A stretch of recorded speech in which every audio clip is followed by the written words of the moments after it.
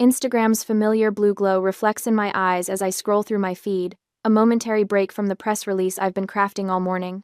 Sunlight streams through the blinds of my Austin office, casting alternating bars of light and shadow across my desk. Another day at Whitmore PR, another deadline to meet. Then I see it. My finger freezes mid-scroll. I blink, certain I'm mistaken. But the image remains unchanged. My sister Amber, sunglasses perched on her nose, champagne flute in hand, sprawled across the bow of a catamaran. The turquoise waters of Turks and Caicos spread behind her like an impossibly perfect backdrop.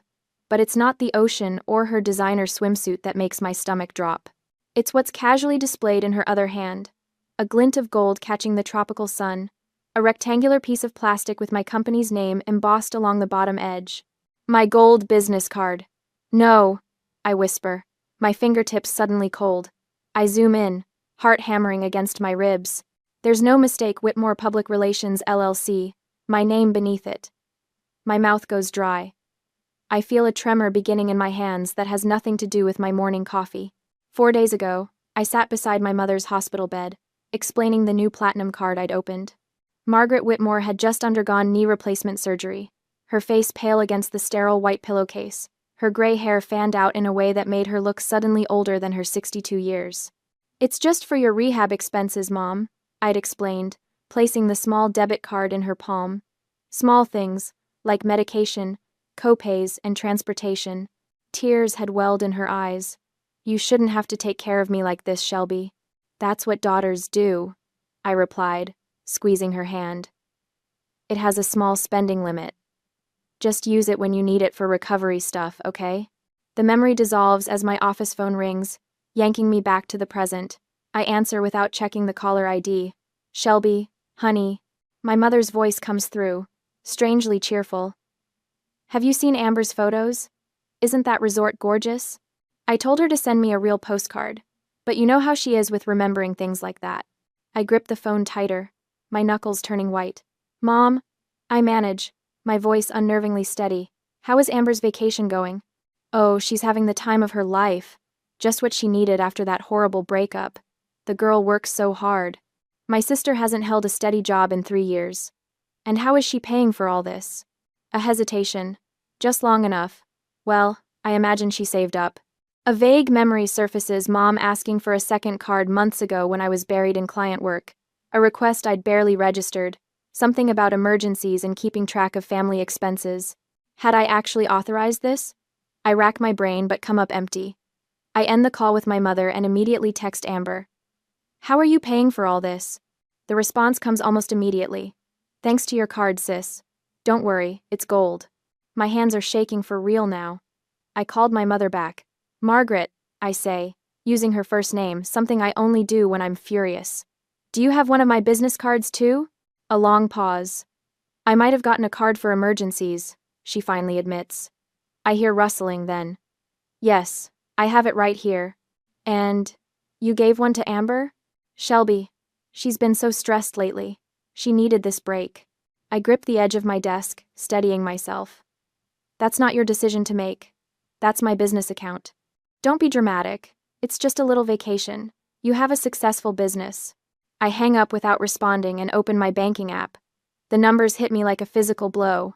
$47,612.19 in charges over the past week.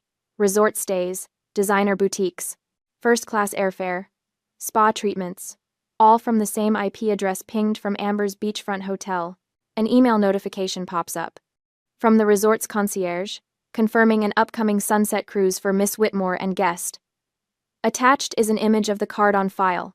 My full legal name, Shelby Ann Whitmore. I called my mother one more time. "Did you know about this?" "About what?" Her voice is defensive now, brittle. $47,000, Mom. That's what Amber has spent in a week." "It can't possibly be that much," she scoffs, but there's uncertainty creeping in. "It is. And I need to know if you knew about this." A sigh crackles through the line. "Amber just needs a break for once.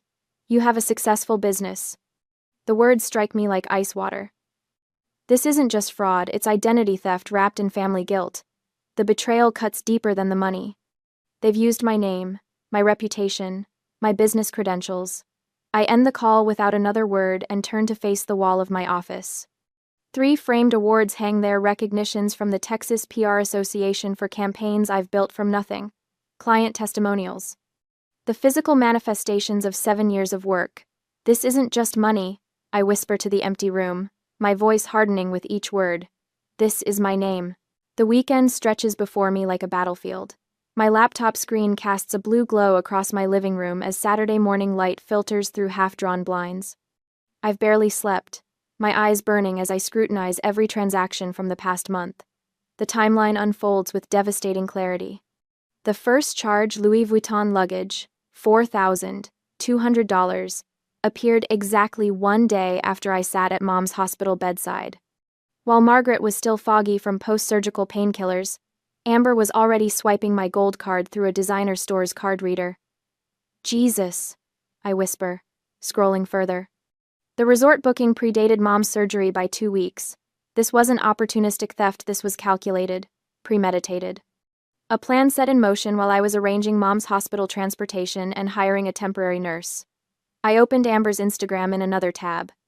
Her latest post shows her lounging on a private deck, an infinity pool stretching toward the horizon. The caption reads, "Living my best life. Blessed. Luxury travel. VIP status." Each tagged brand is a breadcrumb trail of my stolen credit.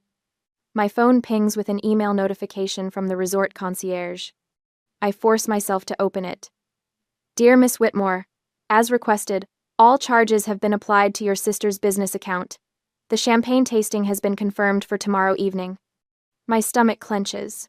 She specifically instructed them to bill my business, not just using my card, deliberately invoking my company name. My hands curl into fists, nails biting into my palms. Monday morning arrives with a clarity I haven't felt in days. The offices of Rourke Legal occupy the 12th floor of a downtown Austin building, all glass and polished wood. Maya Rourke, corporate attorney and occasional PR client, greets me with a firm handshake and concerned eyes. "You look like hell, Shelby," she says, leading me to her office. "Thanks for seeing me on short notice." Maya settles behind her desk, fingers steepled. "So, your sister maxed out your business credit card on a tropical vacation." I slide the folder across her desk, transaction records, screenshots, emails, texts, everything meticulously organized over my sleepless weekend. "I need to know my options," I tell her. Maya scans the documents with practiced efficiency. When she looks up, her question is direct. Civil or criminal? The word hangs in the air between us. Criminal charges against my own sister, my own mother as an accomplice. The thought should make me hesitate, but instead I feel a surge of cold resolve. Both. Maya nods, no judgment in her expression.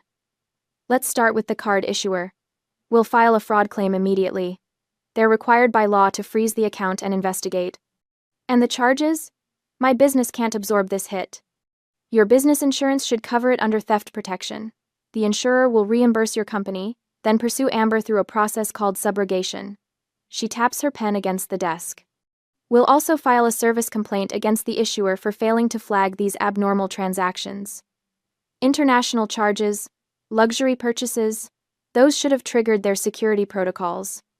For the next hour, we dissect the case like surgeons. 2 clear antagonists emerge. Amber, the primary betrayer, whose psychology of entitlement shines through every transaction, and Margaret, the enabler who authorized the secondary card despite knowing my business couldn't withstand such a financial blow. "You understand what's at stake here," Maya says, not a question but a statement. I nod. My business reputation if clients discover we're financially vulnerable. My family relationships once I pursue legal action. I pause.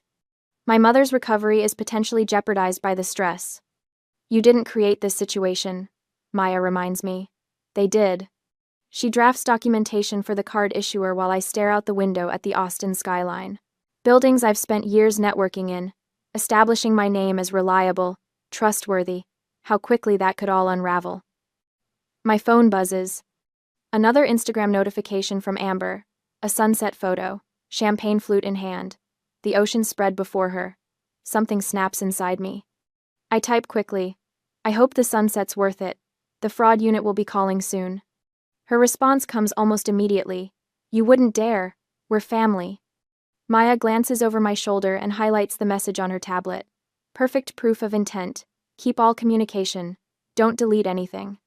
Back at my office, I implement immediate security measures. I change every business password, revoke all account access permissions, and create new authentication protocols. My office manager watches silently as I methodically lock down everything my sister might potentially access. When the building empties for lunch, I stay behind. Alone in my office, I find myself removing family photos from my desk. Margaret at my college graduation, Amber and me at Christmas last year. I place them face down in a drawer, one by one. The pattern emerges with painful clarity. Amber's emergency car payment, 3 years ago. The rent she couldn't quite make last fall. Mom's tearful call about property taxes they were behind on, always becoming my responsibility, my burden to solve. I open my leather-bound business journal and write with deliberate pressure. This stops now. Claire knocks softly before entering, a cup of coffee in her hand. Thought you might need this, she says, placing it on my desk. Thanks. I close the journal. Can you let the team know we're implementing a new phone policy? No calls from family members are to be put through to me. Take messages only. Claire nods without question. We've got your back, Shelby. My office manager steps in later, closing the door behind her. The card's been frozen, she reports, and I've notified our insurance about the claim. For the first time in days, I feel the tension in my shoulders ease slightly, a shield forming around what I've built. That night, for the first time since discovering Amber's betrayal, I slept without waking. The next morning brings an email notification. Claim processing initiated. Insurer investigating. My phone is filled with notifications, missed calls from Amber. Voicemails from Mom, her voice tearful, accusing me of betrayal and lack of compassion. But the card is frozen. Amber's resort access was suspended. The system is working as it should. Alone in my apartment that evening, I find myself staring at the family photos I've brought home from the office. Still face down, now in my bedroom drawer. When the tears come, they're silent, falling onto my hands as I sit on the edge of my bed. This victory, necessary as it is, comes at a cost I'm only beginning to calculate. Another Monday morning arrives with the steady rhythm of rain against my office windows. The weather feels appropriate, a constant, relentless pressure matching the notifications lighting up my phone. 3 missed calls from my mother since dawn. I've been screening them, focusing instead on the client proposal due by noon. My office line rings. Claire, my office manager, appears at my door, concern etched across her face. It's your mother online too? She says. I told her you were in meetings all morning, but she insisted it was an emergency. An emergency. The word that's been leveraged against my better judgment for years. I exhale slowly, straightening my spine. Put her through. When I lift the receiver, Margaret doesn't wait for my greeting. You're destroying your sister's life. She spits, her voice trembling with fury. Over what? A mistake? Some money that insurance will cover anyway? I swivel my chair to face the window, watching water track down the glass in jagged rivers. Stealing $47,000 isn't a mistake, Mom. It's a felony. She meant to pay it back. With what money? The job she doesn't have? This will follow her forever, Shelby. A criminal record. I close my eyes. She should have thought of that before she told the resort concierge to charge everything to her sister's business account. If you go through with this, Margaret says, her voice dropping to a whisper that cuts deeper than her shouting, you'll split this family forever. Is that what you want? To destroy the only family you have over money? The line goes dead before I can respond. I replace the receiver with deliberate care, my fingers trembling slightly. Claire knocks softly. Everything okay? I nod. Just family being family. Later, scrolling through my social media accounts, I find Amber's latest post. A sepia-toned photo of her as a child, me standing behind her with protective hands on her shoulders. The caption reads, thinking about how toxic family members care more about money than love. Some people forget where they came from. The comments section overflows with supportive messages from friends who know nothing about what she's done. I close the app and open a folder on my desktop labeled, For When They Forget, created 5 years ago, after the 3rd time. Amber, borrowed, rent money. It contains meticulous documentation of our financial history, 5 years of unpaid loans, texts promising repayment, bail money when Amber's previous boyfriend got caught with unregistered firearms in his car. A subfolder contains screenshots of messages between Margaret and me from 3 years ago. My mother, tearfully explaining how she had co-signed on a store credit card for Amber, who maxed it out and vanished for 3 months. Margaret begging me to help make the minimum payments to protect her credit score. I hadn't realized until now that I'd been keeping receipts for half a decade, preparing evidence for a confrontation I never intended to have. I opened the most recent folder images from Amber's social media accounts during the week she claimed to be helping our mother recover. Photos tagged at luxury restaurants. A selfie with a French makeup artist at the resort spa, all while Margaret was supposedly struggling with pain management at home. An hour later, the intercom buzzed. "Shelby? Your mother is here."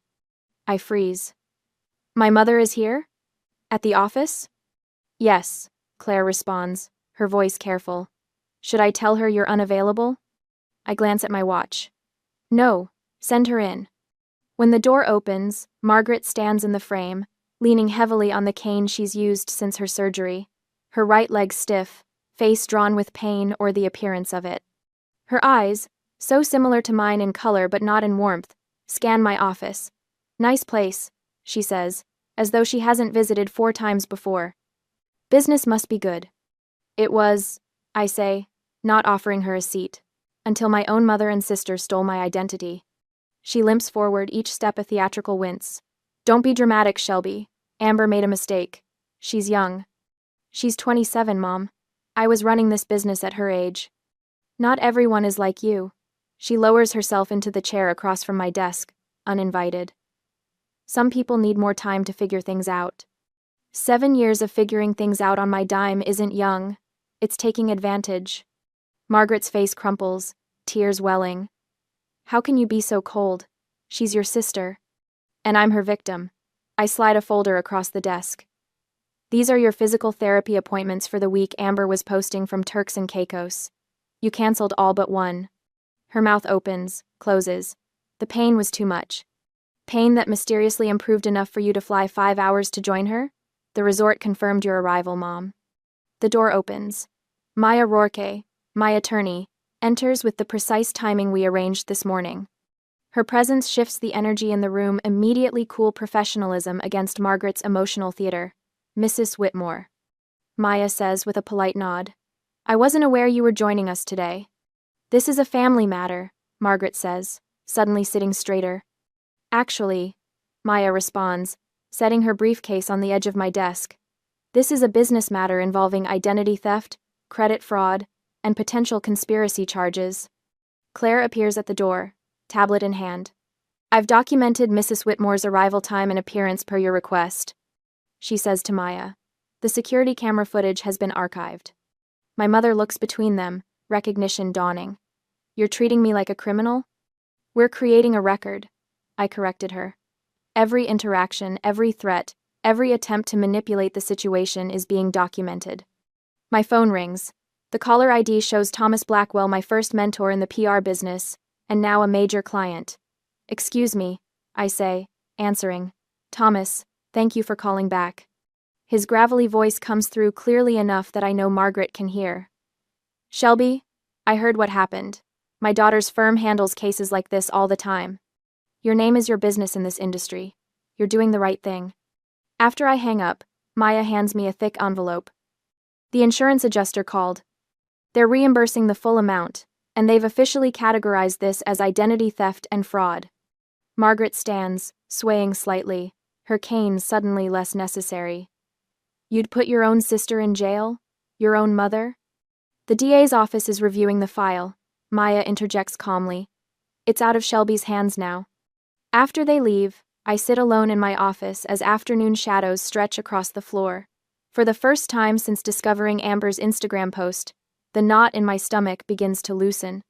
That night, I slept without anxiety dreams, without waking every hour to check my accounts or scan social media for new attacks.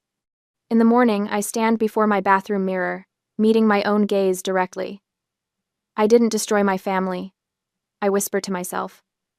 I'm protecting my business. 2 days later, Claire forwards an email from our building's security company. Someone egged my car overnight. The security footage shows a familiar vehicle. Amber's boyfriend's dented Camaro with the Texas flag decal on the back window. Maya adds the footage to her growing file. We'll need cameras at your home, she says. They're escalating. That evening, a technician installed a doorbell camera and motion sensors around my apartment. I watch him work, thinking about how quickly security has become my new normal. Maya has drafted a temporary protective order, ready to file if needed. All communications are archived, all social media documented. Just after midnight, my phone chimes with an alert. Someone is at my front door. On my laptop screen, the security camera feed shows Amber standing on my doorstep. Her mascara has run in black rivers down her cheeks, her hair pulled back in a hasty ponytail. She looks younger suddenly, more like the sister I helped through her first heartbreak than the woman who stole my identity. My phone vibrates with incoming texts. Please just talk to me. I can explain everything. Don't do this, Shelby, please. Through the camera feed, I can see her boyfriend waiting in his car at the curb, engine running, headlights cutting through the darkness. Amber raises her hand to knock again, more insistently this time. Her face contorts with a sob visible even through the grainy night vision feed. My finger hovers over the alarm button on my security app. One press and the system will trigger, alerting both the security company and police to an unwanted visitor. One press, and there's no going back from whatever line we're about to cross. Family or business. Sister or CEO. Amber knocks again, harder. I made my decision. The security camera's red light blinked steadily as I watched Amber's face contort on my phone screen. Her mascara had begun to run, black streaks marring her flushed cheeks. Behind her, the porch light cast harsh shadows across features I'd once thought mirrored my own. Now she looked like a stranger. Shelby, please, she pleaded, her voice tinny through the doorbell speaker. Just open the door, we need to talk. I took a deep breath. Maya's instructions running through my head like a mantra. Record everything. Admit nothing. Keep physical distance. The camera was already saving this interaction to the cloud storage Maya had set up. I can't talk to you during an active fraud investigation. I said, my voice calmer than I felt. Any communication needs to go through the proper channels. Proper channels? Amber's voice rose an octave. I'm your sister. We don't need channels between us. This isn't personal, I replied, the words feeling strange yet right on my tongue. It's business protection. Her boyfriend stepped into frame then, his face tight with anger. Jeff, that was his name. The one who'd convinced her she deserved the finer things, regardless of who paid for them. Listen, he barked, leaning toward the camera. You've left us stranded. Do you understand that? The resort locked us out of our room. We had to borrow money to get home. That's what happens when you use a fraudulent payment method, I said, finger hovering over the emergency button on my phone. Fraudulent? Amber's laugh was brittle. Mom gave me the card. You've humiliated me in front of everyone at that resort. The manager made us pack in front of other guests. I remained silent, letting the recording capture every word. You're just jealous. I finally had something nice. She spat, tears streaming now. While you hide in your office working yourself to death, I was finally living. Is that what bothers you? Before I could respond, Jeff lunged at the door, his fist connecting with solid oak. The impact reverberated through my entryway. Open this goddamn door! My finger pressed the emergency call button without hesitation. Police have been notified, I said evenly. I suggest you leave my property. The pounding continued, Jeff's face a mask of rage. I turned away from the screen, back pressed against the wall, and slid down until I sat on the cool hardwood floor. My hands trembled, but my resolve held firm. 14 minutes later, the flashing blue and red lights painted my living room walls. Through the security feed, I watched 2 officers approach Amber and Jeff, still on my porch. One officer spoke with them while the other knocked on my door. I opened it just enough to show my face. Officer, thank you for coming. The female officer nodded, notepad already in hand. Miss Whitmore? I'm Officer Daniels. Can you tell me what happened here tonight? Within 20 minutes, I had filed an official incident report, downloaded the security footage to the officer's email, and learned something that sent a chill down my spine. Your sister's boyfriend has a prior for assault and criminal mischief, Officer Daniels said quietly. We'll add this to the report. Would you like to pursue a temporary protective order? Yes, I said without hesitation. My attorney has the paperwork prepared. Later that night, my phone wouldn't stop buzzing. Texts from family members I hadn't spoken to in months, some taking sides before even knowing the full story. Aunt Patricia, someone needed to set boundaries with that girl years ago. Call me if you need anything. Uncle Robert. Family problems should stay private, Shelby. You've taken this too far. I scrolled through Facebook to find distant cousins I barely knew, sharing cryptic posts about financial abuse and family loyalty.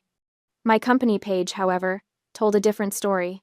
Colleagues had rallied, leaving supportive comments and sharing posts about business integrity. Claire had coordinated the entire response without even telling me. The official papers were served to Amber at her apartment the next morning. By afternoon, Margaret was calling. You're destroying your sister, she sobbed into the phone. Is this really what you want? I didn't do this, Mom. Amber did, and you helped her. She made a mistake. People make mistakes. I ended the call and went back to work, losing myself in client presentations until my doorbell rang again that evening. The security feed showed Amber alone this time, standing straighter, anger replacing tears. I opened the intercom. Yes? You'd destroy your own sister over money? She demanded, voice sharp enough to cut glass. The question hung in the air for a moment before I found my answer, the truth I hadn't been able to articulate until now. This isn't about money, I said finally. It's about my name and the right to say no. Something flickered across her face, recognition, perhaps of a boundary she'd never encountered from me before. She left without another word. That night, the first fracture appeared between my antagonists. Margaret called Amber while I was on the line. A three-way conversation I hadn't agreed to but didn't end. Why didn't you tell me it was that much money? Margaret's voice was different, harder, accusatory. You knew I was going on vacation, Amber countered. Not a $50,000 vacation. I hung up, letting them fight their own battle for once. The next morning, I brought a formal letter from my insurance company. The civil recovery process had begun against Amber. Separately, Maya confirmed that the district attorney's office was reviewing the case under identity theft and access device fraud statutes. At 2:17 a.m., an email arrived from Amber's account. Please drop it. I'll pay you back. I can make payments. Please, Shelby. I waited until morning to respond. Pay the insurance company. They own the debt now. Margaret's response came an hour later. What kind of daughter ruins her family to prove a point? I didn't answer. Instead, I called Maya. If my mother cooperates with the investigation, can we exclude her from the criminal referrals? If she admits she gave the card without authorization and testifies if needed, probably, Maya replied. Why? Second thoughts? No, I said, surprising myself with how certain I felt. Strategic thinking. When the local business journal called that afternoon, asking for comment on a prominent local businesswoman filing fraud charges against a family member, I directed them to the PR team I'd assembled for exactly this. Purpose. That night, for the first time since seeing that damning Instagram post, I slept without waking, without the knot of anxiety twisting my stomach.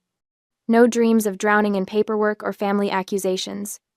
Morning came with sunlight filtering through my bedroom blinds.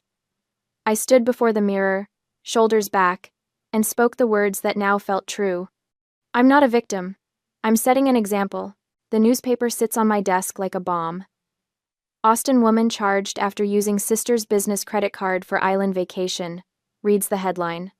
My name isn't mentioned, but it doesn't matter. In Austin's interconnected business community, everyone knows. My phone has been chiming all morning with texts from colleagues, some supportive, others uncomfortably curious. I take a sip of coffee, scanning the article. Words like fraud, identity theft, and family betrayal jump out at me. The reporter managed to get a quote from Amber. This is a private family matter that's been blown completely out of proportion. No mention of the $47,000 she spent pretending to be me. Claire knocks on my office door. Your cousin Daniel is online too. Third family member today. Tell him I'm in a meeting. I turn back to my computer, where I've been monitoring the fallout. Amber's Instagram account, once filled with champagne flutes and catamaran selfies, has vanished. Her Facebook, too. As if erasing her digital footprint could somehow undo what she's done. My phone vibrates with a text from an aunt I haven't spoken to in years. Family problems should stay private. You're making a terrible mistake. The flying monkeys have been dispatched. That's what Maya called them yesterday, the relatives who appear out of nowhere when someone challenges the family hierarchy. They'll try to talk sense into you, she warned. Stand firm. My office phone rings again. My mother's number. I let it go to voicemail, but listened immediately. Shelby Ann. Her voice is thick with emotion, that particular blend of disappointment and manipulation she's perfected over the years. You need to withdraw these charges. Your sister will never recover from this. Is that what you want? To destroy Amber's life over a mistake? Call me back immediately. 1. I deleted the message. For 3 days, Margaret has refused to attend her physical therapy appointments, her newest form of protest. The rehab center called yesterday, concerned. I arranged for transportation directly to her sessions, bypassing her need to schedule them herself. My personal email pings. From Amber's boyfriend, a man I've met exactly twice. Subject line, family dirt. The message is 2 sentences. You think you want this to go public? I have stories about your family that would make great headlines. I forward it to Maya, adding it to our growing harassment file. The preliminary hearing is scheduled for next week, and every desperate attempt to make me back down only strengthens my resolve. A notification pops up on my screen. A new review on Google for Whitmore Public Relations. 1 star. Unprofessional and vindictive business practices. Would not recommend it. Posted by a blank profile created yesterday. My desk phone rings again, Maya. The insurance investigator called, she says without preamble. They've found evidence this isn't Amber's first rodeo. I grip the phone tighter. What do you mean? There were previous attempts to access your accounts. 3 declined transactions on your business debit card last year, attempts at cash advances, and an application for a store credit card in your name that was flagged by the fraud department. My stomach twists. I never knew about any of this. The DA's office is reviewing everything. They're considering additional charges based on the pattern of behavior. Maya's voice softens slightly. Shelby, this is bigger than we thought. Are you prepared for that? For a moment, doubt flickers. Is this too far? The criminal charges, the public exposure, the family fracture that will never heal. Then I remember Margaret's dismissal. Amber just needs a break for once. You have a successful business. As if my success were a resource to be pillaged rather than something I'd built through years of work. I'm prepared, I tell Maya, my voice steady. This was never just about the money. On the confrontation day, the courtroom is smaller than I expected, the wood paneling darker. I smooth down my charcoal suit, chosen carefully with Claire's help. Professional, dignified. Nothing flashy that could be interpreted as vengeful. Amber sits across the aisle with her attorney, a handkerchief clutched in her trembling hands. She's wearing a pale blue dress that makes her look younger, more vulnerable. Her mascara is slightly smudged, as if she's been crying but trying not to ruin her makeup completely. The calculated victim. Our mother sits directly behind her, jaw tight, refusing to look in my direction. The judge enters, a woman in her 60s with silver-rimmed glasses and an expression that suggests she's seen every form of family drama possible. She reviews the file briefly, then looks up. Miss Whitmore, she addresses me, as the complaining witness. Would you like to make a statement? I stand, feeling the weight of every eye in the courtroom. My throat tightens, but I push through it. Your Honor, I'm not here for revenge. I'm here to reclaim my name. The words come out clear and measured. I opened a credit card for my mother's medical expenses following knee replacement surgery. Instead, my sister used it to fund a luxury vacation, deliberately misrepresenting herself as me to resort staff, and spending nearly $50,000 in the process. I explain the purpose of the card, the betrayal of trust, the shock of discovery. With each word, my voice grows stronger. When I finish, Maya presents our evidence. The timeline of transactions showing premeditation. The concierge emails confirming Amber represented herself as me. Instagram posts establishing her intent and knowledge. Text messages proving she knew exactly what she was doing. Most damning are my mother's conflicting statements about authorization, first claiming she had permission to give Amber the card, then admitting she knew the card was only for medical expenses. The judge listens, occasionally making notes. When the evidence presentation concludes, she removes her glasses. "Miss Amber Whitmore, please rise." Amber stands, her lower lip quivering. The court orders full restitution to the insurance company in the amount of $47,612.19.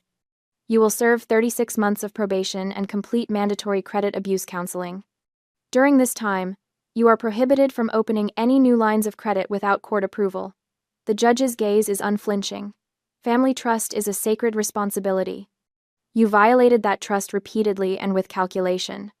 This court takes such violations seriously. As we exit the courtroom, Amber brushes past me in the hallway. "You happy now?"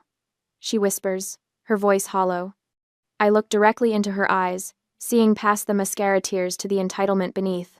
"No," I reply calmly. "I'm free." Behind her, Margaret stands frozen, silent tears tracking down her face as the reality finally sets in. The power she and Amber held over me through guilt and obligation has shattered. Several extended family members who came to support Amber are watching, their expressions shifting as they witness the aftermath. Walking down the courthouse steps into the bright Austin sunshine, I feel the weight lifting from my shoulders. For the first time in months, I take a full, deep breath, the air tasting like something I'd forgotten: independence. 3 months had transformed Whitmore PR from a battleground to a sanctuary. Shelby surveyed her office, now bathed in morning light filtered through new blinds. The space breathed differently, walls repainted in pale sage rather than corporate beige, her awards now joined by framed client testimonials. Growth, not just survival.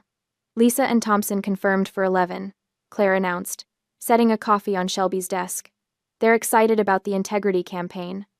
"Major healthcare accounts used to terrify me," Shelby admitted. "Now they feel like the right challenge." The staff meeting that morning hummed with purpose. 10 faces instead of 4. Clear boundaries established in the employee handbook. Company resources remain within company walls. Every new hire signed acknowledgement of the financial safeguards. Shelby had implemented dual approval for expenses over $5,000. Automated alerts for unusual spending patterns. Back in her office, Shelby touched her phone, scrolling to contacts. Margaret and Amber remained in her address book, but with a simple designation beside each name: blocked. No more 2 a.m. calls about family loyalty. No tearful voicemails insisting, "Family means forgiveness." The silence had been deafening at first, then peaceful, now simply normal. Her computer chimed with an email notification from Austin Business Journal. "Interview request, fraud-proofing your family business's podcast." Shelby smiled. The podcast interview would be her third public speaking engagement since the court case. The insurer had returned the full $47,612.19. Rather than putting it back into operating expenses, she had created something unexpected: a micro-grant fund for victims of family financial abuse. The first recipient called yesterday. Maya had reported last week over lunch. Similar situation. Brother emptied their mother's accounts, blamed the sister when she reported it. Shelby's journal lay open on her desk, last night's entry visible. "I mistook people-pleasing for love. Enabling for support. Guilt for responsibility." The handwriting grew steadier as the entry continued. Unlike the shaky scrawl from those first dark days. She touched the thin silver bracelet on her wrist, custom engraved with SWLLC, not flamboyant, just a quiet reminder. Her name, her company, her choice.